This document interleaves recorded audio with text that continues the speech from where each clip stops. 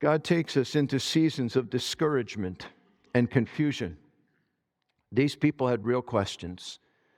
These people were struggling with being second class. They were less than, even in their faith. They didn't know what it meant. They didn't know how to get answers. They couldn't just check into the website and get some of Paul's old sermons. They can't write them. They have no contact. There's nothing. This is the second letter we know that he wrote to the Ephesians in 5 years. But what he says is, guys, remember what's true about you in the plan of God, in the gospel of grace. That, there are some of you this morning watching here in Collingswood, watching here in Mount Laurel, watching online, where things have not turned out as you expected in your faith. Personal situation-wise, family-wise, relationship-wise, finance-wise, career-wise, marriage-wise, confused, discouraged. Paul says, remember the cosmic, eternal plan you're on. Remember the grace of God, that what is going on in your life is God's working in your life. He's doing stuff you never would have thought. I mean, all these mysteries are happening. Nobody could have seen it coming.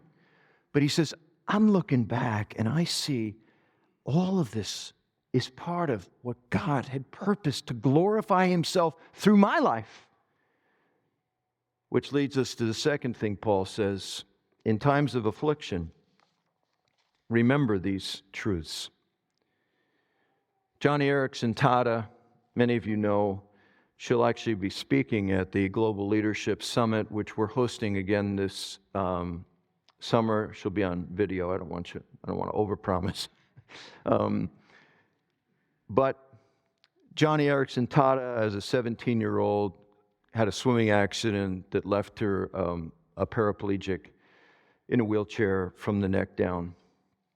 And soon after she had the accident, she attended a group of young people that had life-altering accidents. And one of the girls that was there was a 17-year-old high school cheerleader named Denise Walters. Denise Walters was a Christian, as Johnny was, and she had been at her high school, and one day, running up the steps at her school, her legs just gave out, and she fell, and she went home, and by the next day, she woke up, and she was paralyzed from the waist down. A week later, she was paralyzed from the neck down. A few weeks later, she was blind, and they found out that she had a rapid progressive multiple sclerosis. She died 5 years later. She was a gentle, God-loving, Christ-centered believer, very quiet, very content in her faith. And Johnny did life with her, but the more she did life with her friend, the more she admired her, but the more she struggled with God. And she said, how did this make any sense? And she said, I'm an outgoing personality. But this girl, how did this help anything? How did this benefit anything? And Johnny tells the story of being in a Bible study, and she was expressing her own anguish after Denise's death. And a friend of hers read to her Ephesians 3:10. That Denise was living her life with an audience all the time. She then read to her Luke 15:10, where angels are rejoicing over one sinner that repents.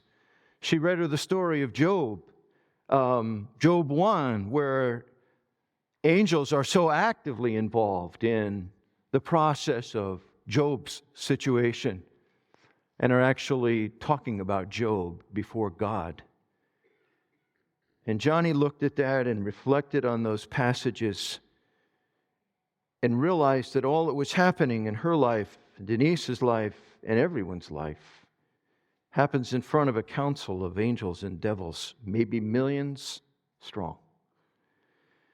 And if you were to tell somebody today that, man, if I could just, before I die, if I could just go on, get before a camera and declare my faith and my love for Christ and what Jesus means to me and impact, well, brother or sister, you're on camera today. And the camera isn't just before your neighbors or friends or even all Americans. It's angelic beings, myriads, millions, pros and cons towards God and His grace. And our response is reflecting how great a God we really have. How I respond, I've thought about this many times.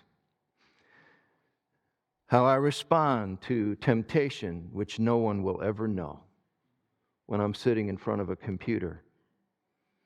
How I respond to worries, which nobody would know are actually eating my lunch. And there have been those seasons where I didn't win the victory. But how precious are those moments when I've been able to say, Lord, right now, I want to honor you before the audience and say, He's better. He's better than this thing. He's better than my giving way to my worry. He's trustworthy. I can give it to Him. John Erickson, after reflecting on this passage, went to the mother of Denise Walters, and she wrote this statement. She said, I am sure that the angels and demons looked on with amazement and awe as they watched your daughter honor her Savior by praise, trust, and contentment. You're never too alone.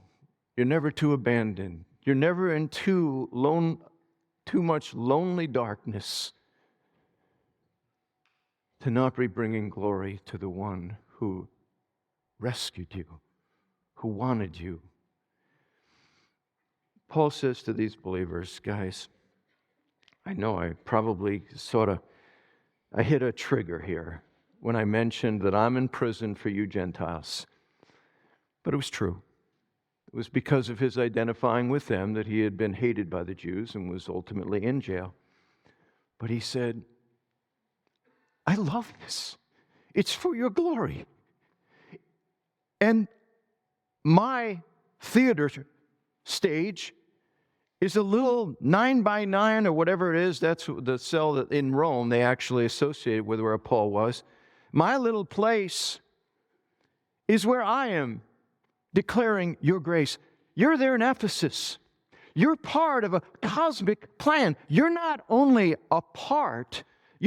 recipients of grace, you are participants in grace, declaring the wonder and the greatness of God. He said, the gospel made all this happen.